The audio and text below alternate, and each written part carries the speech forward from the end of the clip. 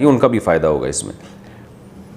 کیا ناظرہ مکمل کیے بغیر خود سے قرآن پڑھ سکتے ہیں؟ میں نے قرآن مکمل نہیں کیا تھا، صرف 2 یا 3 پارے پڑھے تھے، اب کیا میں باقی قرآن کو اپنے طور پہ پڑھ سکتا ہوں یا نہیں؟ ارمان صاحب بھوپال سے۔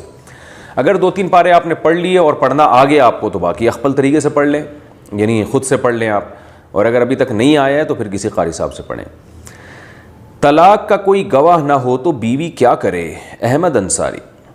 اگر شوہر بیوی کو طلاق دے دے جس کا کوئی گواہ نہ ہو، اور اس کے بعد شوہر انکار کر دے کہ میں نے طلاق نہیں دی، اور بیوی اس بات پر مصر ہو کہ طلاق دی ہے، تو کیا طلاق ہو جائے گی؟ نیز اگر اس طلاق کے بعد بیوی خلا لے لے تو کیا اس کی عدت ہوگی یا نہیں؟ یہ کیسز ہوتے ہیں، بعض دفعہ شوہر بیوی کو طلاق دیتا ہے اور بعد میں مکر جاتا ہے، تو یاد رکھیں اگر عورت نے اپنے کانوں سے صاف اور واضح لفظوں میں طلاق کا لفظ سنا ہے اور 3 طلاقیں سنی ہیں یا طلاق بائن سنی ہے واضح لفظوں میں، بعض دفعہ عورتوں کو وہم ہو جاتا ہے، تو 100% عورت کو یقین ہے، وہ قسم اٹھا کے کہہ سکتی ہے کہ میرے میاں نے مجھے طلاق دی ہے،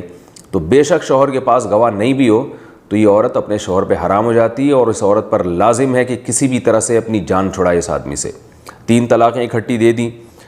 اور شوہر مکر گیا تو عورت پر واجب ہے کہ وہ جان چھڑائے اپنی، اور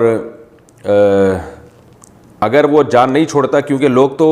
مرد کا ساتھ دیں گے کیونکہ عورت کے پاس گواہ نہیں ہے، ظاہر ہے گواہوں کے بغیر بات کیسے، عورت کا دعویٰ سنا نہیں جائے گا، لیکن اللہ کو معلوم ہے اور عورت کو معلوم ہے کہ اس نے طلاق دی ہے، تو پھر وہ عدالتی خلا کا سہارا بھی ایسے موقع پہ لے سکتی ہے۔ عدالتی خلا اگرچہ شرعاً